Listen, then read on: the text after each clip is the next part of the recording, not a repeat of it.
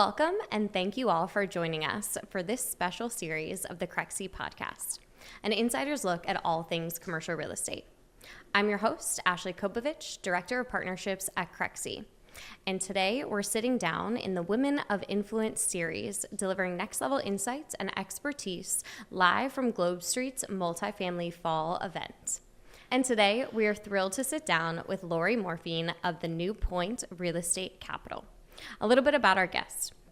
Laurie is a senior managing director on the originations team, where she focuses on providing financing solutions to multifamily and commercial real estate investors from a variety of capital sources, including Fannie Mae, Freddie Mac, FHA, HUD, Life Company, and other executions.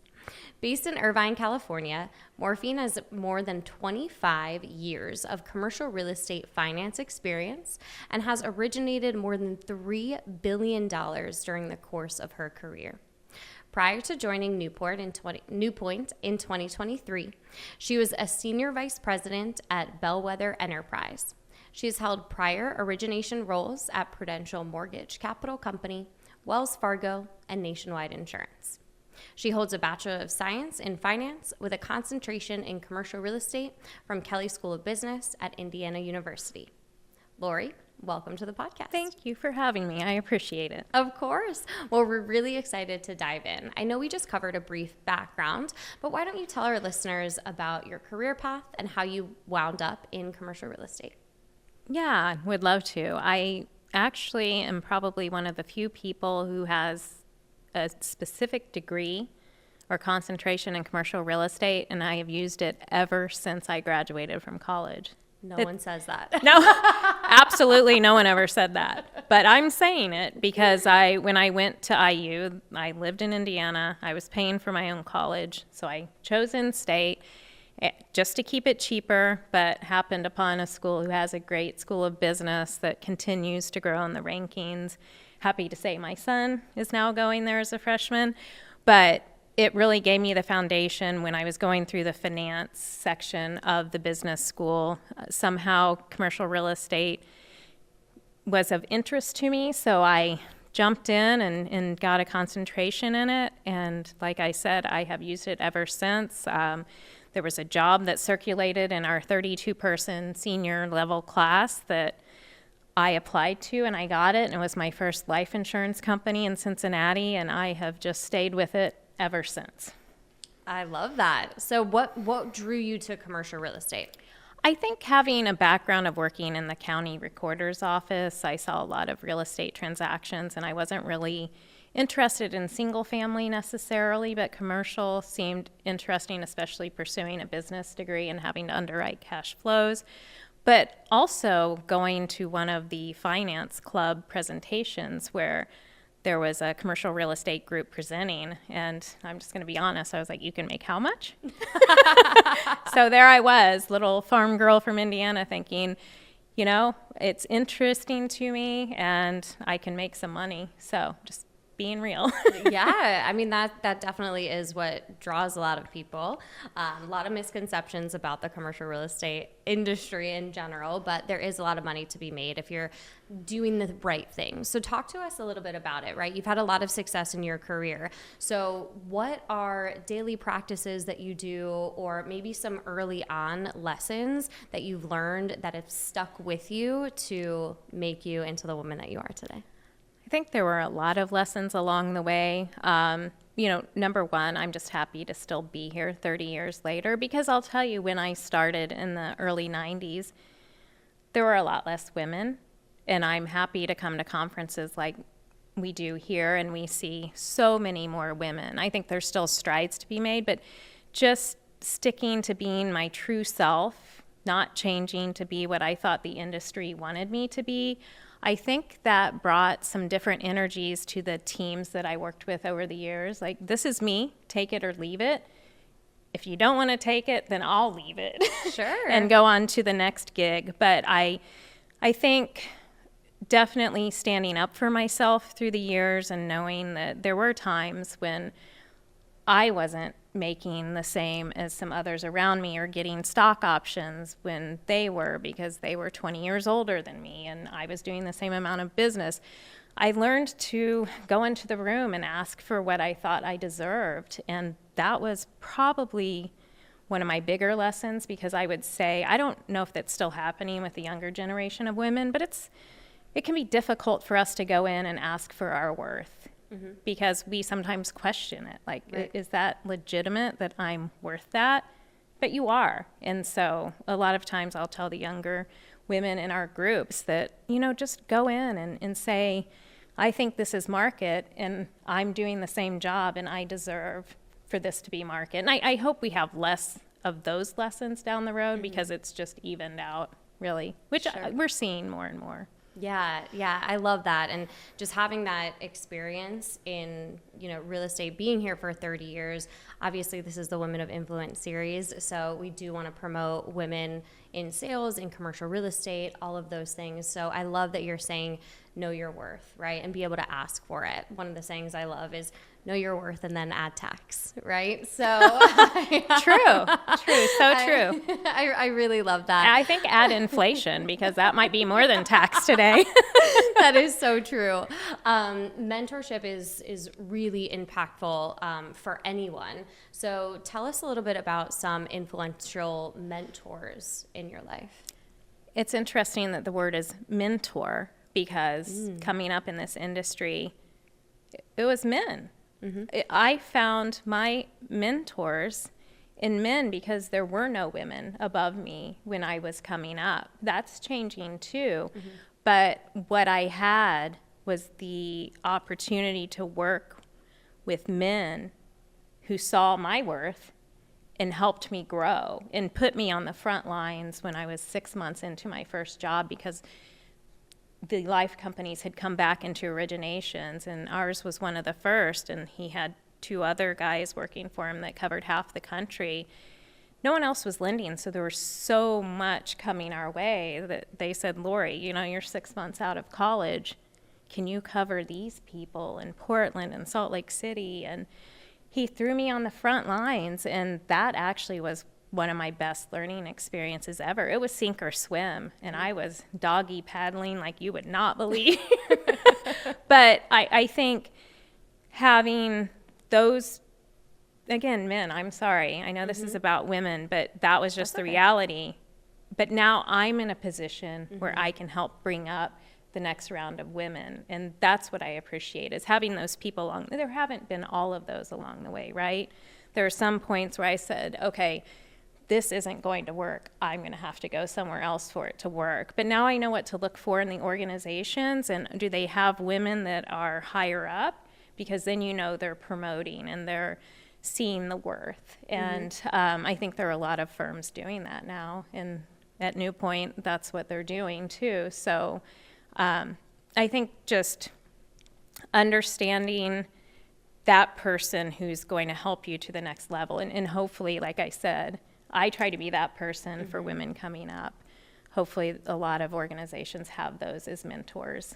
And I didn't mean to put the men twist on it, but it was kind of ironic to me that it's like, that's what there was then. Sure. Right? But that is definitely over the last 10 years changing. And I want to make one more comment about that. It may answer one of your later questions. But so I was approached by some firms in the past, especially after, I'd say, COVID and the Me Too, and companies were wanting to diversify and have more women at the top. And I stopped and thought, why should I go there if I'm just checking a box for them? And I was consulting one of my friends so I haven't had a lot of women mentors, but I have a strong women network of CEOs at funds and just women who've maybe been clients in the past or colleagues. And I talked to one of them, and she said, but Laurie, if you don't go there, how are you ever going to help the upcoming generation? And that's just it. And that was so profound to me. I thought, okay, I should be pursuing that, just, because look, you'll be in senior management, that's great, but you can help the next generation. And until, even from a diversity perspective, until we have that diversity coming through to the top, we're not going to be able to help bring it up through the ranks. Sure. I absolutely love that. And I'm so grateful that you did that and you stepped up, because it is what we need, right? So thank you for sharing that, and thank you for everything that you do. Now, shifting gears a little bit, we are at the Multifamily Conference as well. So give us a little bit of your own thoughts about what you're currently seeing in the multifamily sector, in commercial real estate in general. Just give it to us right now. Well, it's been a tough year and a half, right? And, there were a lot of bridge loans that were done in 21, 22. Prices have come down. So we've been looking at a lot of, and this is across the board, not just multifamily, but commercial real estate in general, but values have come down. When you're trying to refinance your bridge loan, it's cash in. And when rates went up 100 plus basis points, that was impactful. So I'd say the last 12 months were especially difficult from an origination standpoint in making deals work. But when the Fed cut the rates, and the rates had come in anticipation of that, and then they went back up 40 basis points, it's been pretty volatile. But I think what we're seeing here at this conference is there's hope for 2025. People were saying that in late 23, like survive till 25. I'm like, no, 24 is going to be good. Yeah, well, we're going to survive till 25, I think. And look, we're still here. I think hopefully we'll see rates come back in a bit. I don't think we're going to be back at the low rates we saw 2 or 3 years ago for a long time. But I think everyone's starting to adjust to that. The sellers are starting to adjust, but there's still a bid-ask spread for sales of multifamily. But I think we do see some positive headwinds for 25. Yeah, appreciate that. And I think that's a general feel for not only everyone here, but just everyone we've been kind of speaking to. So without having a crystal ball, Laurie, any predictions for 2025 and beyond, or any controversial thoughts you want to share with our audience? I don't think I have any controversial thoughts. I just think we're in that point where even if it won't get better, we need the hope that it will.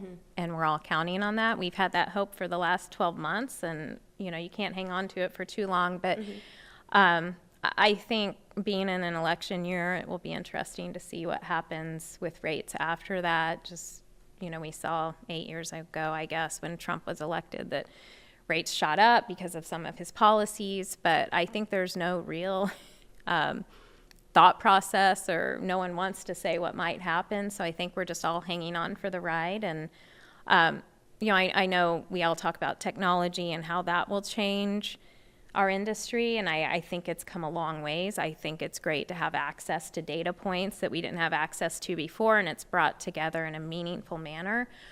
I don't think technology will ever replace the personal relationships, the human relationships, because I saw firms try to do that in 2000 in the dot-com bubble. And I just said, I think you have to have a level of trust with the dollar amounts that you're dealing with. So I think where technology is coming in is giving us that real-time data that we can understand. Laurie, that was a perfect answer, and I genuinely think that you do have a crystal ball, because that was one of the next questions I was going to ask, is how has technology changed the landscape of commercial real estate, and what innovations, if any, are you excited about for the future?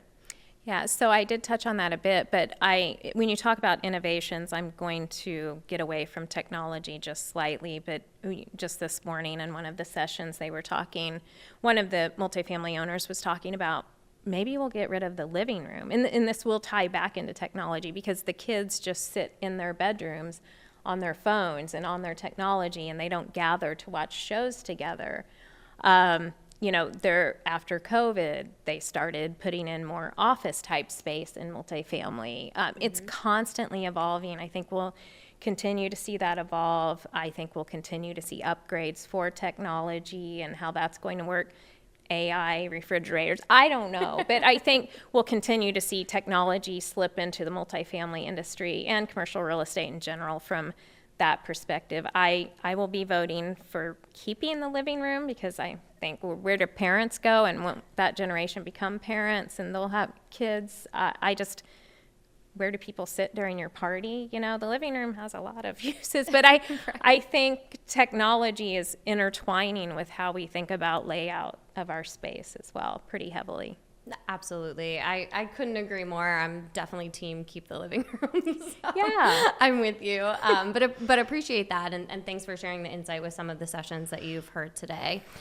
Before we let you go, any parting words of advice for our listeners? So anything that you want to say, you've covered a lot here. So I'll let you take a minute and give us the one piece of advice maybe. For me, it's always been about your network. And I touched on that a little bit. For if you don't have a specific mentor, have your network. It's men and women. It's not just women. Yep. It's not just men. Have your network. Bounce off ideas. Your network also knows so-and-so who knows so-and-so. That could be your next job. Be friendly with your colleagues because they could be the lead to your next job. They could be your next client. I've had a lot of colleagues who left and went to shops and work in capital markets, and they're my clients. Right. Networking has been my number one over the years, not only from a support standpoint within this industry, but also from a, client and new job standpoint. So that's the big thing. I know everybody links in, but also some of the face-to-face networking. That's why these conferences are so great. I meet some really wonderful people here. Networking is amazing. I couldn't agree more. Any tips or advice maybe to younger folks who want to take advantage of doing some of this, but maybe are a little scared, right, to speak up for themselves or to do those networking things? Any little tidbits that you would give to them? I don't know. This is all I've ever done is the face-to-face. So I haven't been able to hide behind my technology up until recently. You just have to push yourself. And if that's not what you want to do, you're probably not on the front. I call it the front lines. It's tough out there. But that doesn't mean you can't be in this industry and have a meaningful impact, and you can be an underwriter or, you start out as an analyst in a firm. And I think that's where you find your path. Do you like interacting with the clients on the phone? Do you like just doing the numbers and not having to interact? I don't know how you get someone out of their shell necessarily, unless they're willing to push themselves. Sometimes you just got to do it. Yeah. I think you need to go try it. Yep. And see it, and maybe that's how you get yourself out of that little shell. Yeah. Well, that was an amazing piece of advice. Just do it, right? Get yourself Just do out. it. Just do it. Not going to steal it from Nike, but I was like, dang. So they could use the marketing, I think, so it's okay. Exactly. Oh, well, Laurie, thank you so much for sitting down with us. We really appreciate it. We know you're busy, but I'm sure our audience loved that. If they want to get in touch, how can they get in touch with you? I am on LinkedIn. Just send me a quick message, and I'll send you my actual phone number, and we can touch base. Amazing. Well, thank you so much again. It's been a pleasure. Thanks for having me. I appreciate it. Of course. And thank you all for joining today. If you enjoyed this episode, do not miss the next one.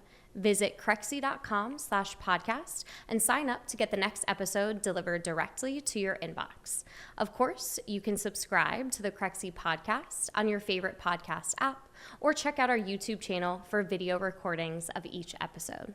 Take care and be sure to tune in next time.